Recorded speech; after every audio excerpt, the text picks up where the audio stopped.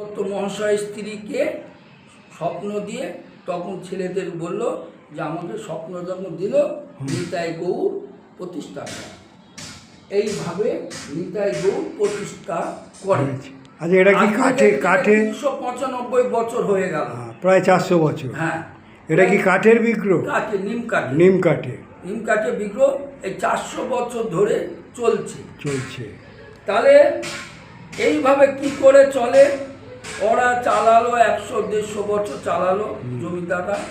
তো জমিদার সব ফুরুত হয়ে গেল, সব যেখানে কলকাতায় গিয়েছে এখানে গিয়েছে। তখন নিতাই গৌর এইভাবেই পড়ে আছে।